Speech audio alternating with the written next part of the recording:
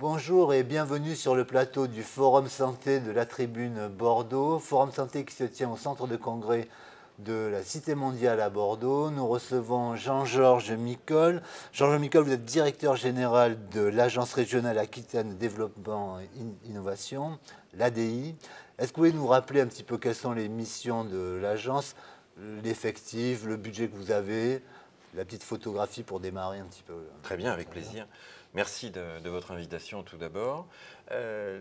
ADI, c'est une agence du Conseil régional, c'est-à-dire que son principal financeur est le Conseil régional. Elle a été voulue, j'allais dire intensément voulue par Alain Rousset il y a quelques années. Ses métiers principaux sont d'accompagner les entreprises sur le chemin de l'innovation. On pourrait dire les aider à innover plus, les aider à innover plus rapidement et au moindre coût.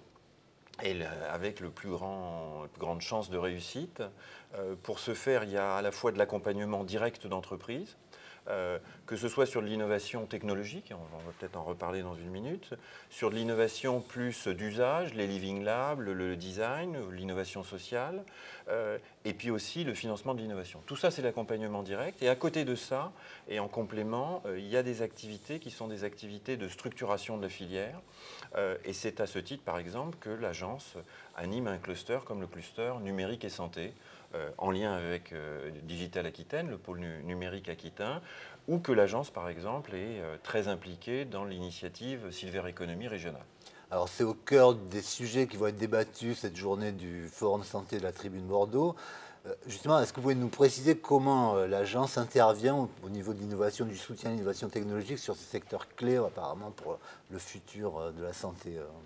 Alors, peut-être tout d'abord un tout petit mot sur la partie grande région. Oui, sur la grande région, c'est qui l'actualité. est un gros sujet d'actualité.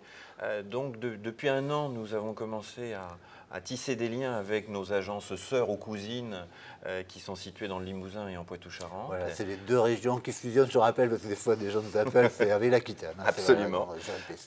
Et donc l'idée, c'est début juin, une fois que les instances du Conseil régional en particulier auront voté formellement le rapprochement des structures. Donc c'est normalement, si le calendrier est bien respecté et on s'y emploie, début juin que seront rapprochées les différentes structures. Donc on sera opérationnel début juin. On a une idée du nombre de personnes que ça va représenter? Alors ça devrait représenter un peu plus de 80 personnes, avec donc des bureaux Bordeaux, Pau qui sont les bureaux historiques, Limoges et Poitiers. D'accord.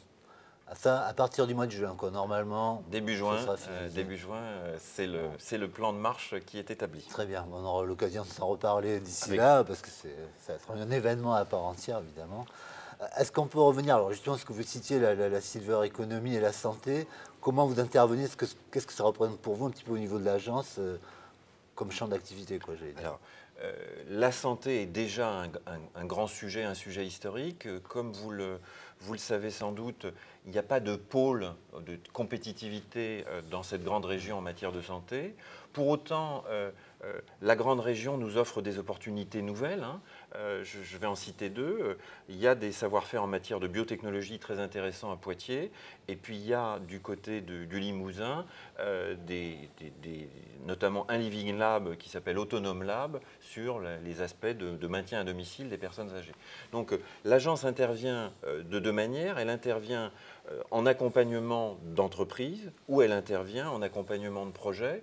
Dans le domaine de la Silver Economy, par exemple, la région a la chance d'accueillir une initiative nationale qui s'appelle Territoire de soins numériques dans les Landes. Donc c'est un des 5 départements qui ont été retenus pour ces expérimentations. Et c'est une chance vraiment considérable. Donc on travaille avec beaucoup d'acteurs sur des projets. Donc il y a des projets avec l'INRIA, il y a des projets avec des entreprises.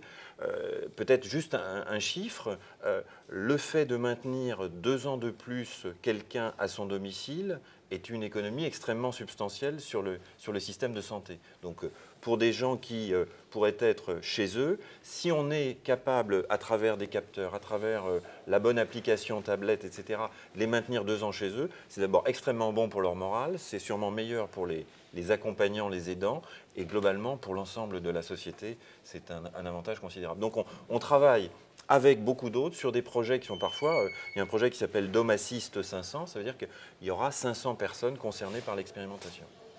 La grande région va être la première grande région en nombre de seniors, hein, donc Oui. on voit que c'est un champ d'action énorme pour vous, quoi. Enfin, sur la santé, quoi.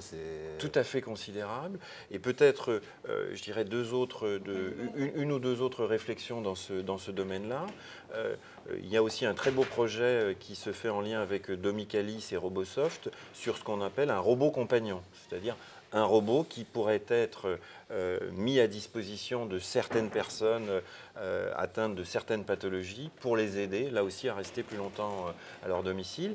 Et puis, il y a tout le grand volet qui est plus celui je dirais, du champ de l'économie sociale et solidaire ou l'innovation sociale, où on ne le sait pas toujours, il y a vraiment de très belles histoires d'entreprises. Vous avez invité, je crois, plus tard à votre forum de jeudi matin Jean-Paul Di Cristo. Oui, Jean-Paul Di Cristo, c'est une entreprise qui, il y a 7 ou 8 ans, n'existait pas. Et aujourd'hui, ils sont 350 personnes dans l'accompagnement et l'aide au maintien à domicile. Donc voilà, c'est une magnifique histoire d'innovation sociale. Donc à côté des startups sur lesquelles nous sommes très engagés et que nous accompagnons sur des levées de fonds, sur des projets technologiques ou sur des projets numériques, on trouve aussi de très très belles choses dans le domaine de l'innovation sociale. Beaucoup de sujets en perspective dans le domaine. On se reverra à ce propos-là. Jean-Georges Micol, je vous remercie beaucoup d'être venu sur notre plateau et je vous dis à très très bientôt. À très vite. Encore merci pour votre invitation. Au revoir.